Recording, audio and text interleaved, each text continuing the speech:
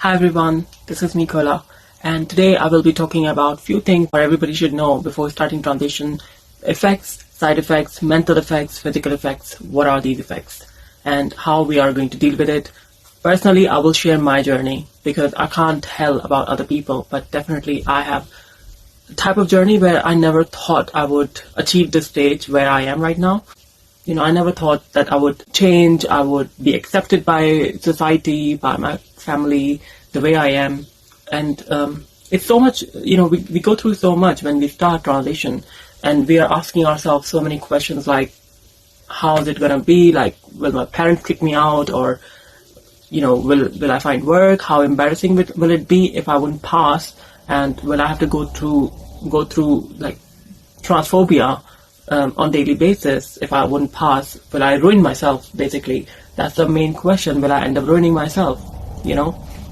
Because people want to start by feminizing themselves, by like being true to themselves. But after all, medication and medical transitioning is risky. It comes with so many side effects. And so when I started my transition, I started at the age of 26. I wanted to start at the age of 24, but I couldn't start at that time because I was getting severe dysphoria at that time. But the thing is, UK waiting list for gender therapy takes long time. I made myself ready by telling myself, look, if it will not work out for me, I will detransition. I'm honest with you guys. This is an honest confession. I actually thought that if it will not work out for me, I will either detransition or I will either just not grow my hair and I will hide my breast and I will still live like a guy. But it will at least be a feminine guy. And for me, it was enough at that time. I never thought I will transition like a full transition where I will be presenting as one. From first 2 years, I was not even presenting properly, like, how normal biological female do. I was not much aware of cross-dressing and stuff because I was so embarrassed. Like the first time I remember, it was so scary for me to even shop from women's section for my clothes and stuff, for makeup. And it was scary. It was really scary. So I never had those expectations where I thought I will be like very super possible or I want to go this far or that far. I just wanted to have some sort of femininity. I wanted to get rid of those, mendy changes that was coming with age during my transition, which was making me feel more dysphoric about myself. Because, when I was a teenager, I did not transition at that time because I was a very feminine looking teenager. So I was very androgynous, basically. So if I would have grown my hair in my teenage, I would not need to transition, basically. I wasn't bothered with a big breast. I mean, I had tiny bit of gynecomastia, so I had some of them, but not too much. And I was fine with that. But the more I was aging, the more I was realizing it's difficult. I can't go ahead with it. I was suffering a lot mentally. I was alone in this, crowded world. I was like feeling there's nobody who can understand me. There is like nobody who I can talk to about my situation. At first, I thought I was gay because I thought it's only because I'm also attracted to guys, so that could be the reason. But that wasn't the reason because I was not having, gay sex all the time and stuff. So there was something not right about it. And I was not very feminine either. Like, I'm not the type of person who would want to wear all the time 24/7 very feminine clothing. It doesn't give me anything, to be honest. My style is very much of like jeans and top. And, this is my style basically. And I wasn't even bothered with too much makeup or anything like that. I just wanted to look naturally a bit feminine. And for me, that was enough to cure my gender dysphoria. And I was, of course, like when I was a child, I was not happy with my anatomy down there. But as I grew up, I got more confident about it. So I'm fine with that side now. I still don't top men. But I'm fine, like looking at it. I'm fine when it's being touched, when we are in private and intimate moment. So that's all right. When I transitioned at the age of 26, I did not have those expectations that I'm going to be like a model. I'm going to, present like beauty queen or something like that. I started growing my hair for the experiment's sake, I thought that if it doesn't suit me, I will still cut my hair short and I will keep them short, but I will still look feminine. And for me, just looking feminine enough was fine, because, at that age, at the age of 26, I was already like losing my hair. I was getting like a, like male pattern of hair fall. That's what I was getting as well. So I was getting big forehead. I still have big forehead. And the more I was looking at it, and the more beard I was getting, because my facial hair, they started growing early, but my facial hair grew much more at the age of 24 and so on.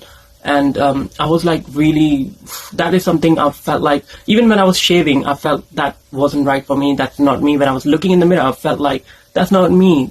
I hated looking at myself. Even though I was okay looking guy, I wasn't a bad looking guy either.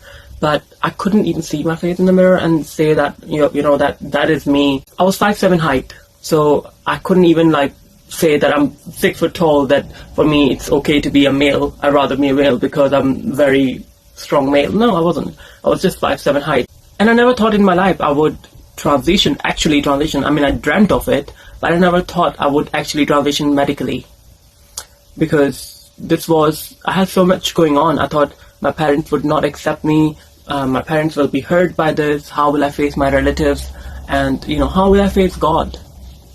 I was a very religious person. I was Muslim. So I was a very religious person. So, I'm not as religious now, but I was a very religious person. And this was everything that was making me feel, questioning myself. And the more I was suppressing my feelings, the more it was, killing me from inside. I was happy in front of others, but deep down I wasn't happy, and I couldn't explain that feeling. Anyway, with all that confusion, when I came to England, it was making me feel like now I'm away from my relatives.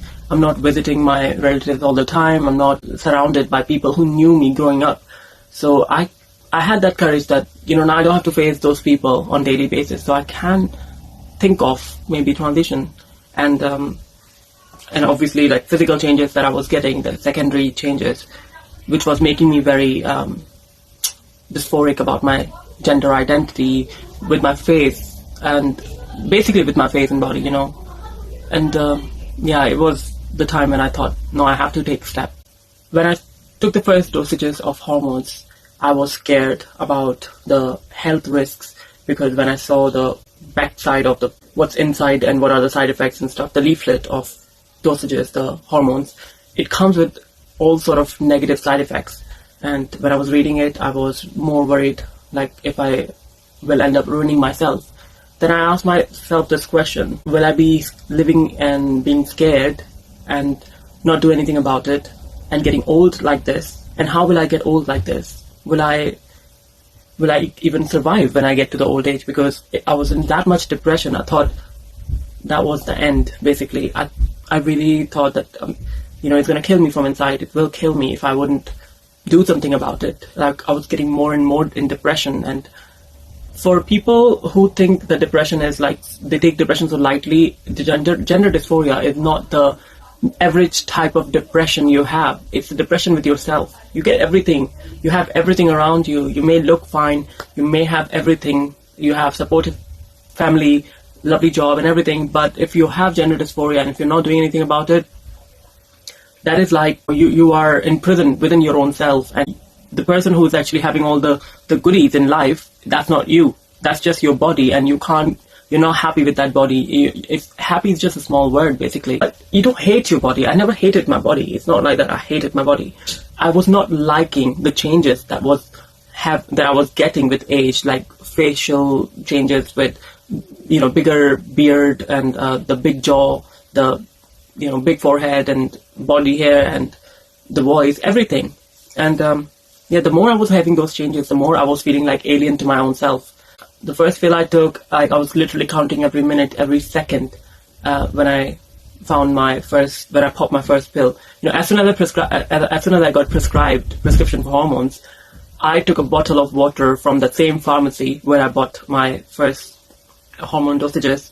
And as soon as I got out of the pharmacy, I took the pill, I ate it and drank water, and I felt so relieved. I can't explain that day. Like, I felt like I felt like I couldn't breathe before that. And now that I have that, I could breathe, I could feel the air, I could see the beauty. And I have a vibe of positivity around me. I felt like now things will go my way. The things will go right for me, like how I feel. Even though I did not see any changes with just one pill, but I was so happy that now it started. Now no more of those bad changes, at least. You know, I did not have those higher expectations, but that much realization was enough for me. I started living the same way as I was living. I was living like a guy before transition, and even after popping those pills, I was still living like a guy. So I was still wearing male clothes, I was still going out as male, I was presenting as male at home, at work, everywhere. And the more time was passing, the more my hair were growing longer and longer, because I started growing my hair before HRT. So they were growing longer and longer, and at workplace, people were like talking among each other and stuff, but they never had guts to ask me. Same thing with my family, you know, they were noticing things, but they were not asking me much. They were just saying like, why don't you cut your hair? That's all. And I was like, no, I want to grow them and stuff. So, you know, I was fine with that. I just didn't give a damn. Few months passed when I start getting noticeable changes, especially with my skin, basically. My breasts did not grow very quickly. It took so long, but I was feeling some weight on them. Definitely, I was feeling some weight on them. Like, it was feeling heavy. It was feeling like water balloons, that I have some water inside, and if I was walking fast, there was going to be like, I could feel there was some sort of thing which was going up and down in there. So I was wearing like a double shirts and stuff, like very tight one underneath, and the top on top as well, another one. I wasn't like going with just one shirt outside. I wasn't. So things like that. But I was still presenting like male. People were asking me so many times, oh, are you androgynous? Like, sorry, are you boy or girl? You know, after like 4 months into transition, 3 to 4 months, people started asking me this question, even at workplace, even at the guests who I was seeing, they started asking like, are you a girl or a boy? Even though I had no breasts that time, they were still asking me all that. And I was like, can you not see how flat it is? Even I was like wearing male clothes. So why are people like getting so confused? I was wearing Mendy shoes as well. So why are they getting so confused about it? I always like was telling them, no, I'm a boy. Because I wasn't presenting until that time, you know, as myself. So I was keep saying, no, I'm a boy. And that was fine for me. But people was, you know, still skeptic. There was one of my colleagues who was saying, well, are you gay? Because obviously I was looking feminine. So a lot of people, a lot of guys who are feminine looking, even though they are not trans, but they look feminine and they do skincare so much and stuff, so they look kind of feminine. So people automatically assume they are gay. So yeah, they were saying that, oh, are you gay? And I was like, no, I'm not. Well, by that time I wasn't dating anyone, and I knew I wasn't lying to them because I'm not gay. I'm trans. From the very second day, I started seeing the changes with my skin. I was feeling like my skin was becoming lighter and becoming more softer. It was becoming more softer looking, especially from the second day of hormones, basically. And the skin changes was very noticeable from very second day, very first day. And it was getting more and more better each day. But yes, I started seeing the changes with my lips as well. My lips were looking a bit more fuller. My lips were always like a bit fuller, but they were looking more fuller.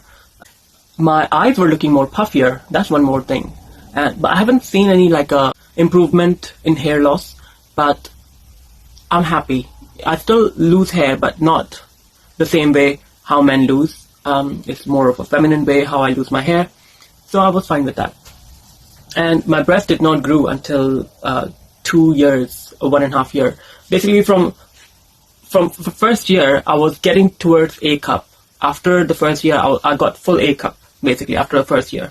Or a little bit more than an A cup. But that A cup was just like anybody who has a gynecomastia who's a male. So it was like that for me. And it was blending in well. So I did not notice. I did not need a proper bra for it. 1 year and 1.5 years passed, and then I started buying like a A cup or B cup size bra, so that they get some sort of support, because they were still growing, you know. So after like 2 years, they grew to like A plus. I wouldn't say proper B. It wasn't a proper B cup. It took me about 3 years to get a B cup size, I guess. Yeah, it took me about 3 years to get a B cup size. And after 3 years, it was increasing more and more. Now I think I am C cup size. I do sometimes wear D cup, depends on my weight. If I gain a little bit weight, they become D cup size. If I lose weight, then they become C cup. With time, I eventually came out to people, not like a very professional come out story. It was just like I was found out, basically. I did not come out.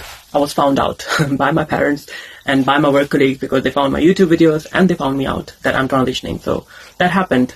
But when it comes to effects, after so many years, the effects of hormones that has on me, basically it feminized my face, especially the eye area, because my eyes started looking more feminine. They started looking more bigger than they were, and they were looking a bit more softer. My features were start getting more softer, and I have a heavy bone structure, basically. So I still have the same bone structure, but I have fat on it in the places where, for example, my cheeks were very like this, but now they are, I was chubby on this side but skinny on this side. But now I'm little chubby, not too much on this side, and more chubbier on this side. My cheeks, the top cheekbones, they naturally become more plump, basically. And I'm 35-year-old now, so it's 9.5 years since I transitioned. And that time when I was looking more younger, within the first 3 years, I was looking better than I am, maybe because I was younger that time. So the effects that I have been seeing with HRT, basically breast growth continued even after 7 years. It continued. Nipple growth continued even after 7 years. In fact, after 5 years to 9 years or 10 years, it stopped the breast part. It started focusing on my nipple and areola. They started becoming bigger, and the breast started growing as well, but especially the nipple area, they started becoming very big. So after transition, it was much easier to apply makeup because your skin becomes smoother, softer, so you can apply makeup. And because I started laser sessions before HRT, before starting HRT transition, so I was happy. I had better results that way, and it was easier to apply makeup. Basically, I did not have those bumps that you get, and the 5 o'clock shadow that you get after shaving. I did not have that. My body hair started becoming finer, and eventually most of them are gone, unless in places where we all have it, like underarms or pubes or whatever. But apart from that, most of the hair on my body are gone, and facial hair, thanks to laser sessions and thanks to HRT, that after laser sessions, because I do not have as much testosterone running in my body, so they're not growing much, they're not actually growing, so which is lovely. HRT did not give me any mood swings. HRT made me a bit more emotional, maybe. I would say I can feel things more, or maybe I can feel things more because of my experiences now as a trans woman. Before, you have a totally different experience as a guy, because when you are a guy, when you're a man, you don't take things too seriously. Things don't get to you as much, and people are not as mean to you. And even if they are being mean to you, you don't get it. Those sly comments, you normally ignore it as a man. But you tend to notice all these things as a woman more. You tend to notice if somebody's trying to be mean to you or saying something nasty, you can clock it a bit better. So my mind started working that way. I started liking, my taste buds changed a lot as well. I started liking few things that I did not used to like. Biggest change that happened in me was my fashion sense. I had a very butch fashion sense, and I still have it, but at the same time, my fashion sense has become better. I think it took some time to finally understand my own body, how it was evolving, how it was developing. Before, it was just the idea of, a womanhood or whatever. But now I can feel how my body is, and, it's not the idea anymore. It's not right in my head. Now it's the reality, and now it's easier because I have this mannequin that I can work with now, this frame that I can work with. So my fashion sense has gone a little better. It can improve. If I'm living on my own, I can experiment more and I can figure out more. It will improve more. But because I live with family, I don't present completely all the time like a woman because of my family situation sometimes, especially at home. So my fashion sense has still been alright, but they have become better. I know what clothes I can wear, how much makeup I can do, in what places I can do what type of makeup. Before, it wasn't like that. Before, it was caking everything on top of my face, basically.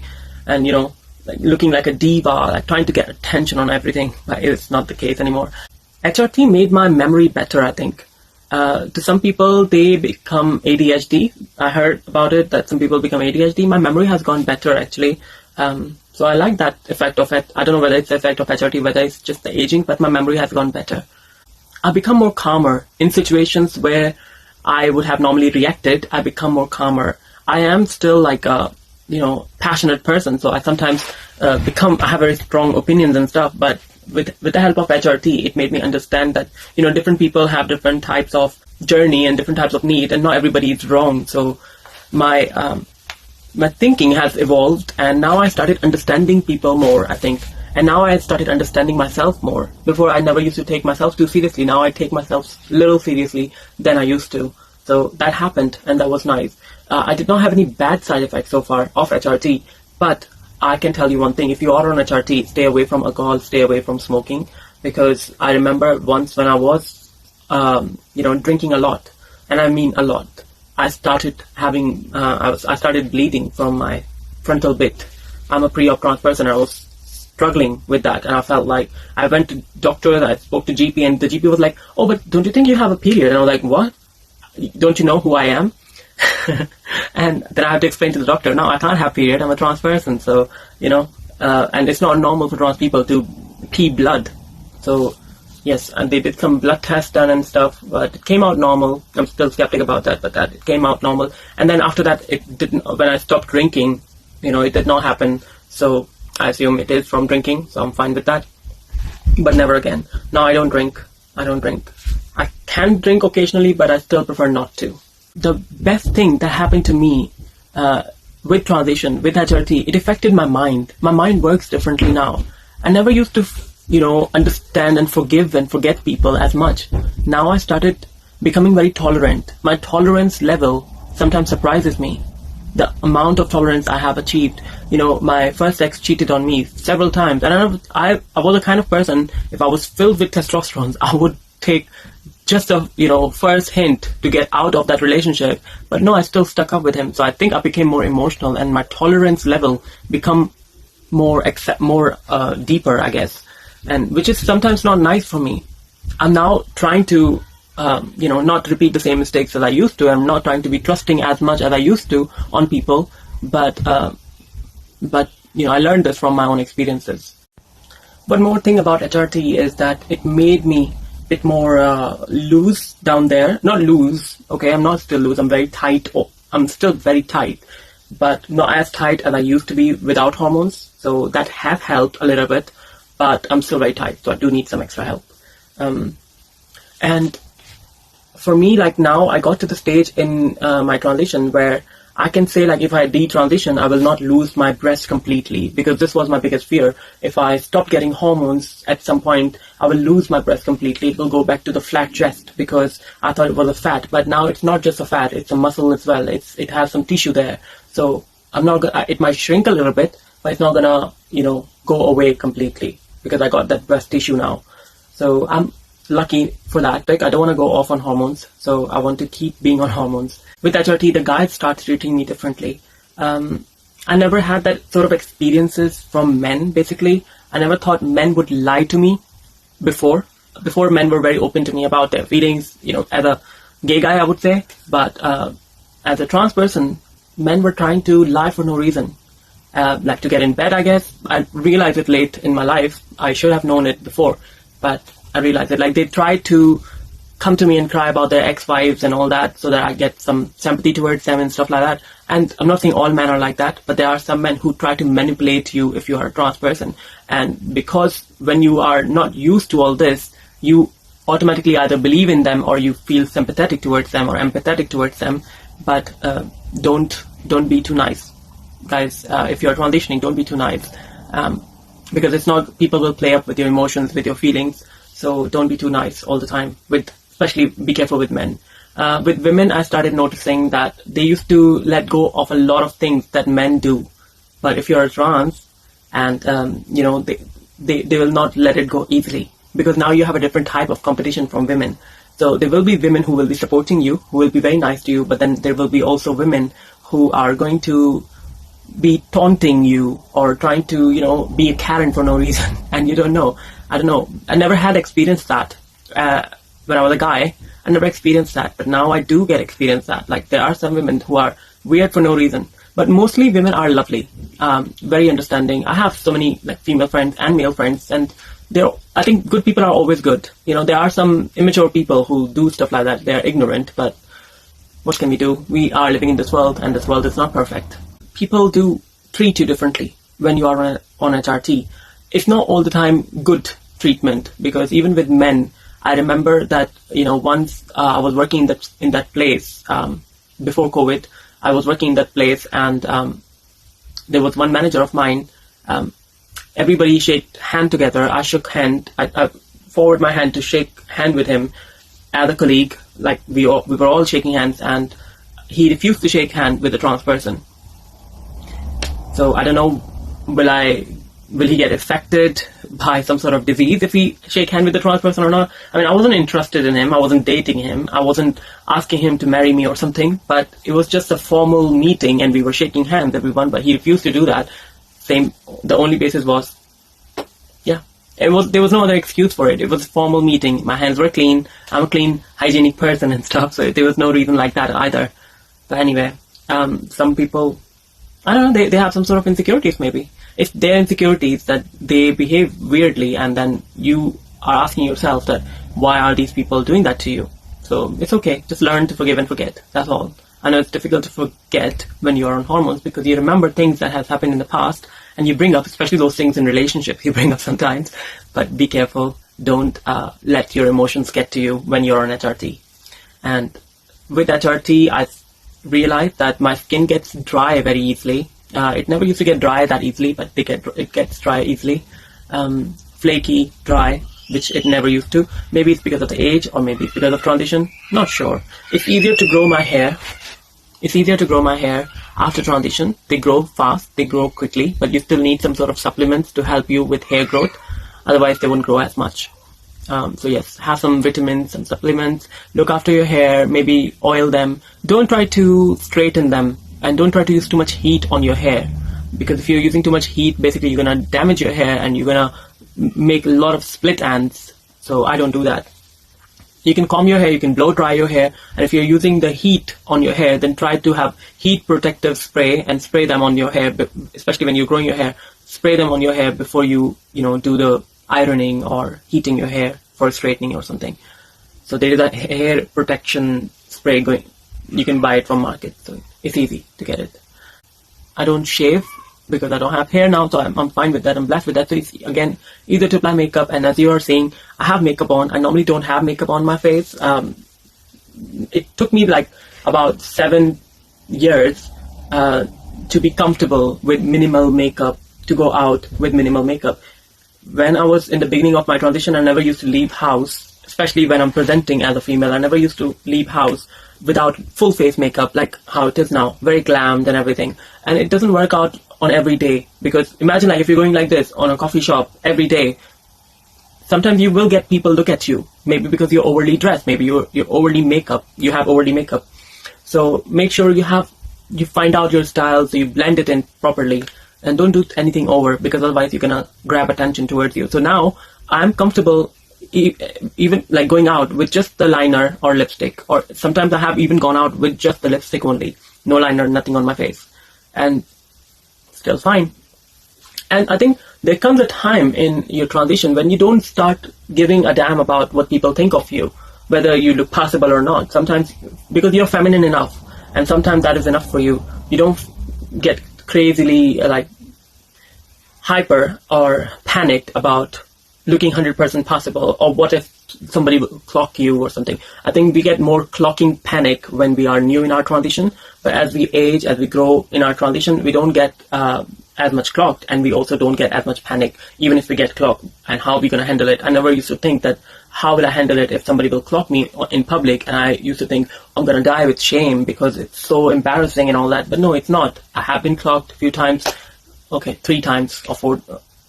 No, 2 or 3 times I've been clocked. And no, maybe some other people know me like that this is a trans person, but they never came out to me or told me. So I would assume that, you know, I was feminine enough for them.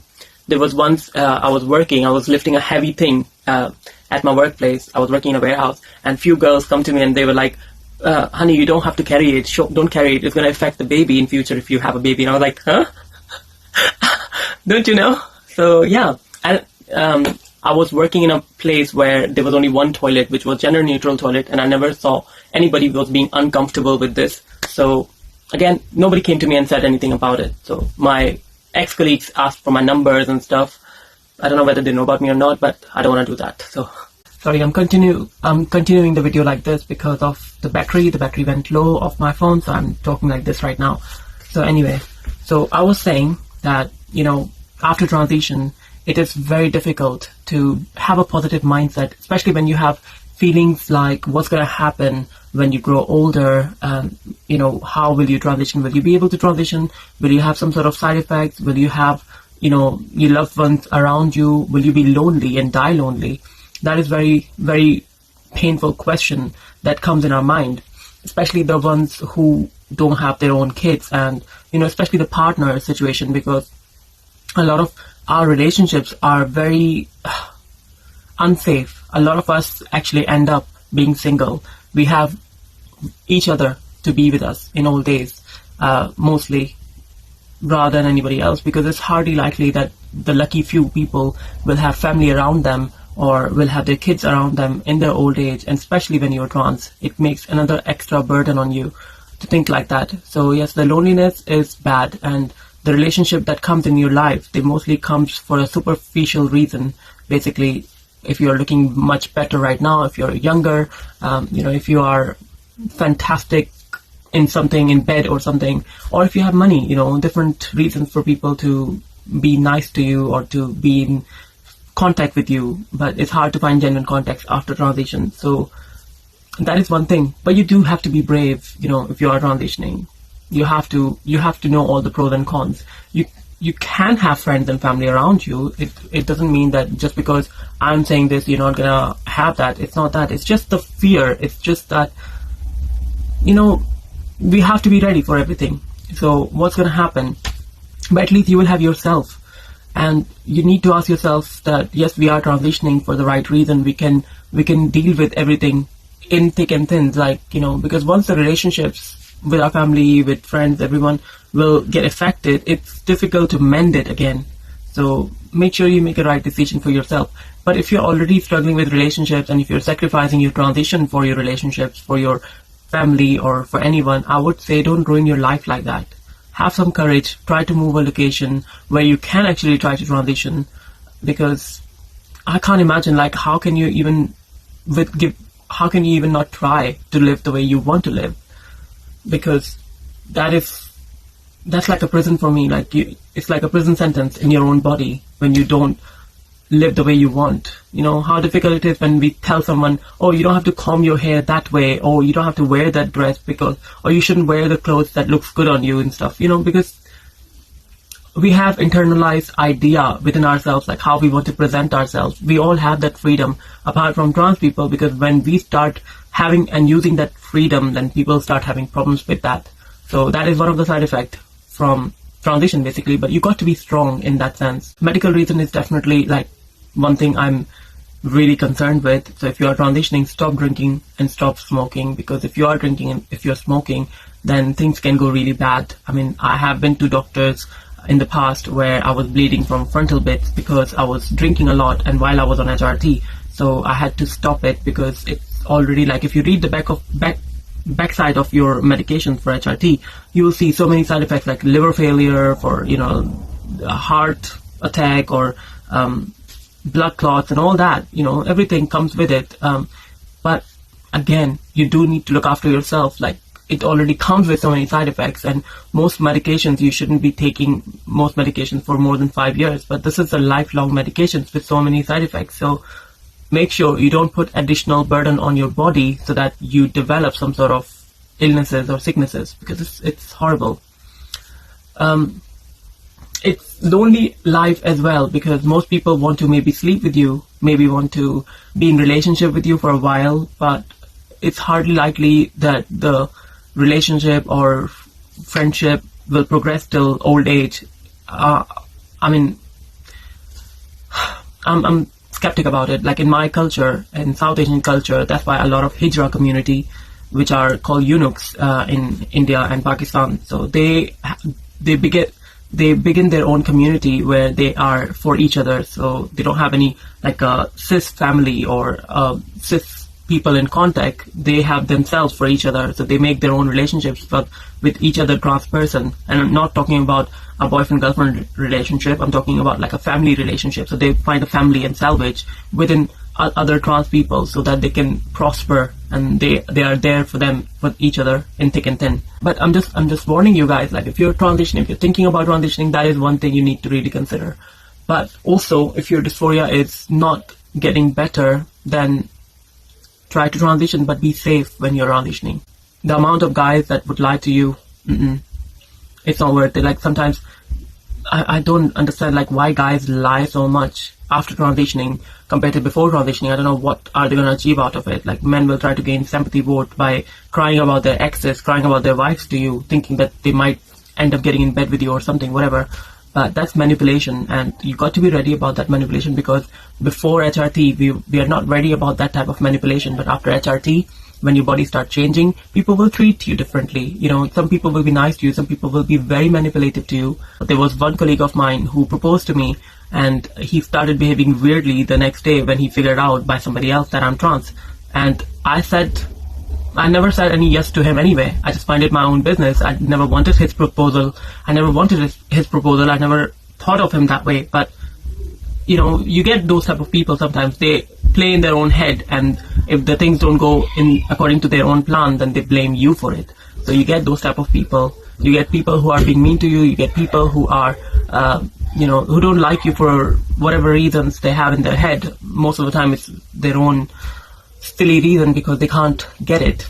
And I still get this type of question from my family that they don't understand why people transition. And I tell them that you don't have to understand why people transition. You know, you don't have to be in their shoe, because even for me, it's difficult to make people realize like how much difficult it is to transition and why we transition. We can only tell like, yes, we are going through gender dysphoria. This is causing us so much pain. This is causing us so much suffering. But still, we can't really make people realize it. So these are the side effects when you can't tell people. I mean, you can tell people, you can't make them understand who you are. And most of the time, in words, it's so shallow to explain the situation because you don't find enough words to explain this. Sometimes you feel like, I wish that, you know, they can borrow my own heart and my own mind so that they will understand it. But most people wouldn't understand it, and it's okay. You got to be that brave person. And transition is lovely otherwise, if you have a positive mindset and if you have low expectations from it. Thank you guys. Love you. Bye.